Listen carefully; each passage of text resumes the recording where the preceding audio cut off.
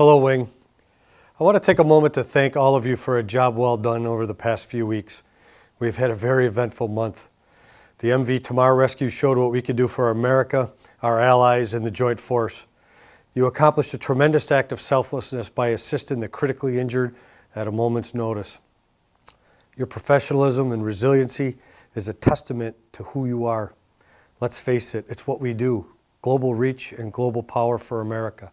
Airmen who could fight anywhere in the world at any time. We made the Air National Guard and the Air Force proud. Job well done, and thanks to all of you. I also want to thank you for the support for the Jones Beach Air Show.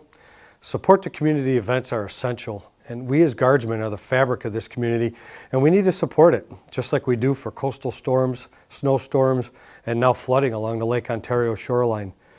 We do have 7 members pitching in at Sodas Bay building sandbags for local volunteer fire departments to assist in holding back floodwaters from homes and businesses. And it's what we as Guardsmen have done since the first muster.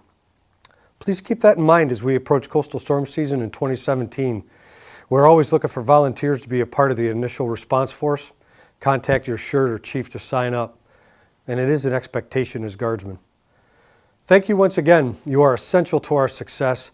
Have a safe and enjoyable summer, and I'll see you when I'm out and about. Thanks again. Hello, I'm Master Sergeant Cambridge reporting for your 106 Public Affairs team. In Air Force news, on May 16th, Defense Secretary Jim Mattis ceremoniously swore in Heather Wilson as the 24th Secretary of the Air Force. Wilson has more than 35 years of professional experience in a range of leadership and management roles in the military, higher education, government, and private industry. In New York National Guard news, 7 members of the 106 Rescue Wing, along with members of both the New York Army and Air National Guard, responded to the Lake Ontario flooding on May 17th. Currently, Lake Ontario is experiencing flooding due to the higher than normal lake levels with contributions of wet weather conditions.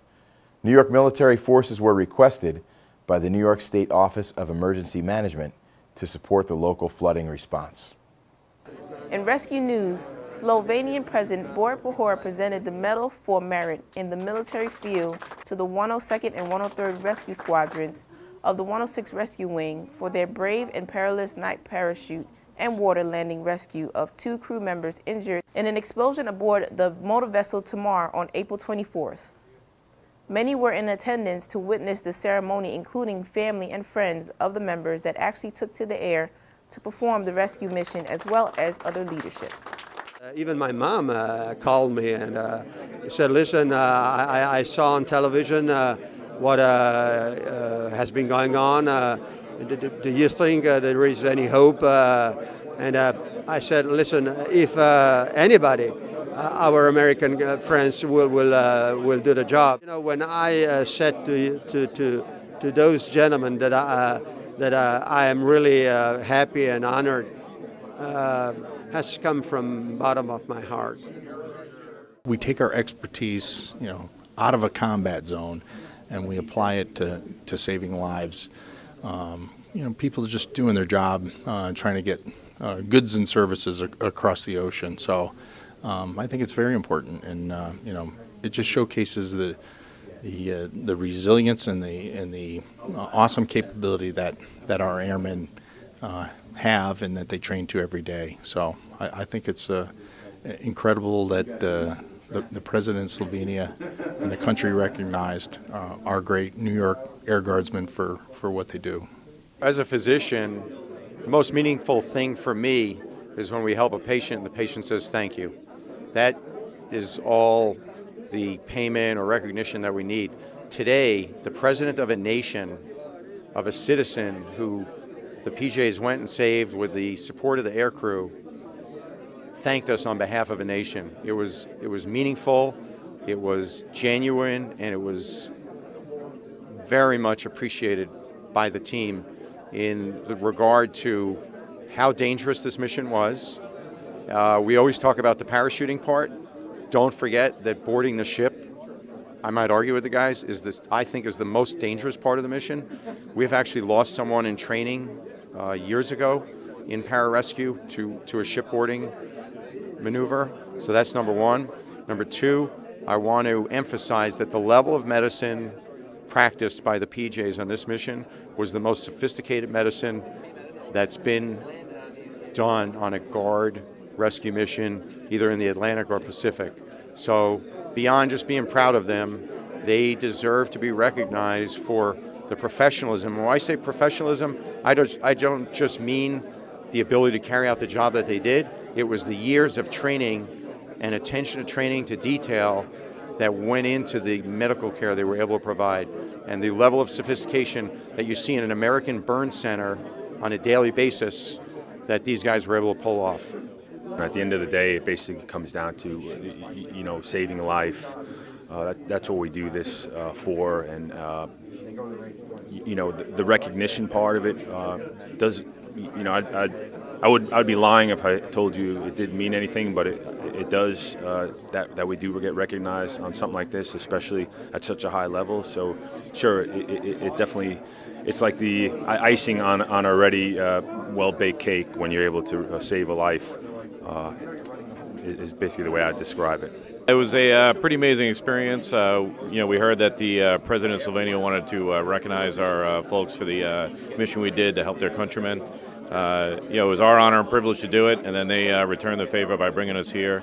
It's pretty enormous experience to stand here in front of another nation's president and his folks and receive an award from them. I know the crew appreciates the recognition for the hard work they did. These guys performed outstanding on that mission. They deserve all the recognition they can get for it.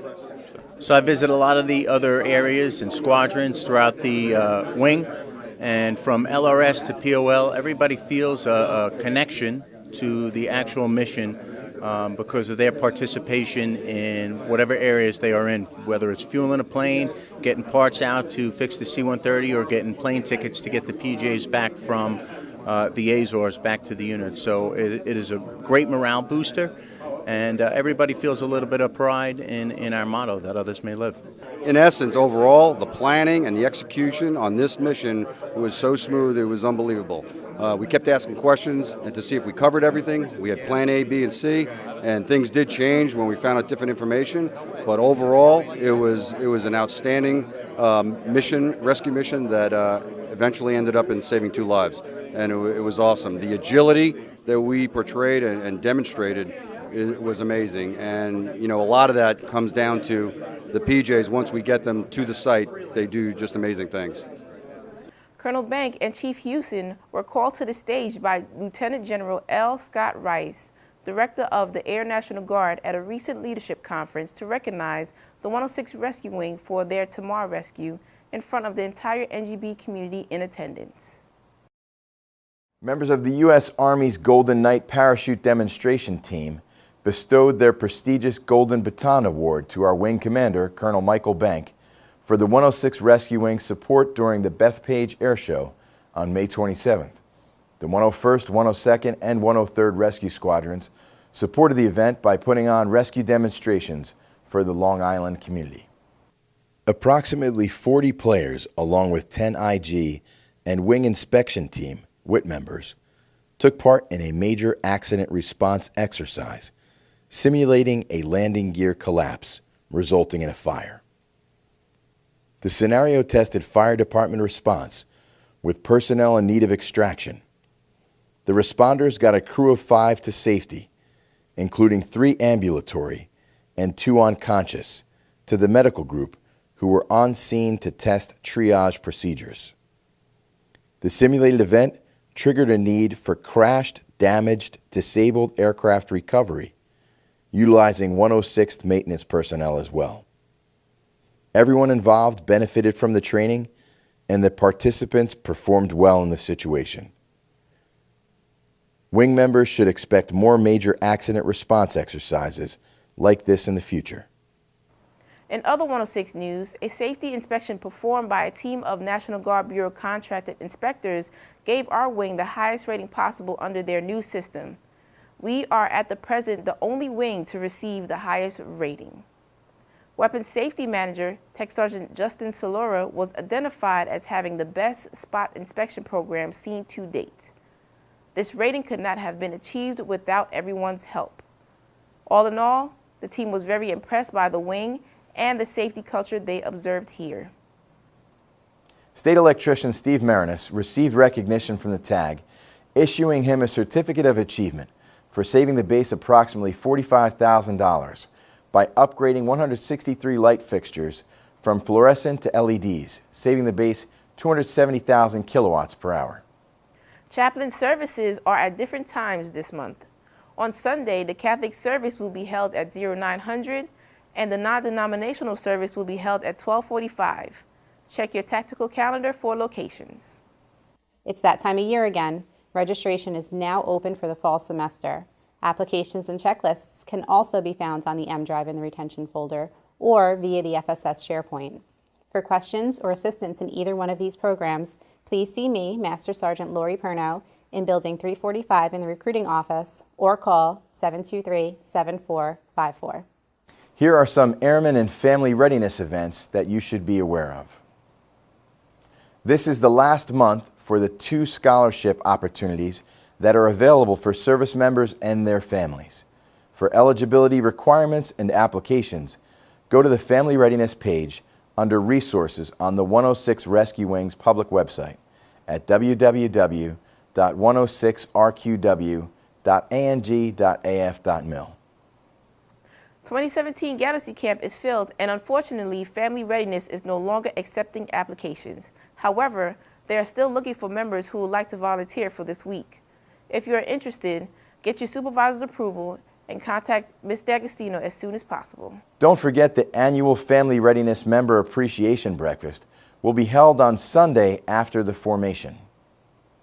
For information about events, contact your Airman and Family Readiness Program Manager, Lisa D'Agostino, at 631-723-7467, or email her at lisa.m.d'agostino.civ@mail.mil. We are still looking for volunteers to help write a user-friendly how-to guide on the education process. We have 3 areas specifically we are looking for assistance: how to take CLEP Dante's test, how to enroll in online classes, and how to enroll in in-residence classes. If you're experienced in any of these processes, please reach out to one of us to be added to the writing committee. This year's Jets game will be held on Sunday, September 24th. It will be against the Dolphins.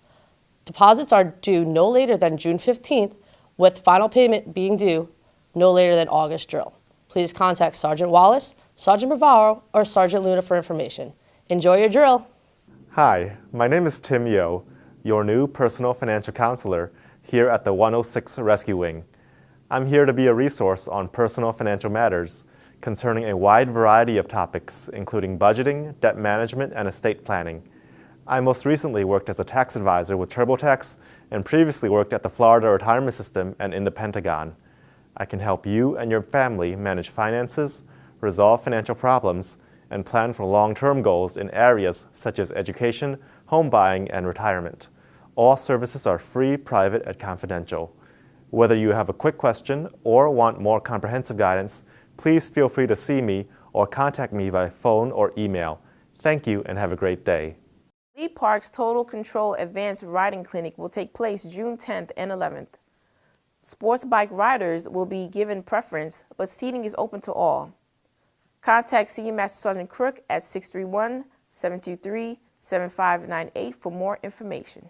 Saturday, June 10th, from 1000 to 1500, the Joseph P. Dwyer program is hosting the 4th Annual Veteran and Family Day of Wellness at Camp Paquatuck. This event is free and will offer information about services and wellness activities throughout the day. Saturday, June 17th from 12 p.m. to 4 p.m., the Nassau County PFC Dwyer Project is hosting a free picnic at Eisenhower Park with food, music, giveaways, and much more. For more information on these events, contact your Director of Psychological Health, Melissa Macco, at 631-723-7467. Throughout our history, brave LGBT service members have worn the uniform and fought for our nation.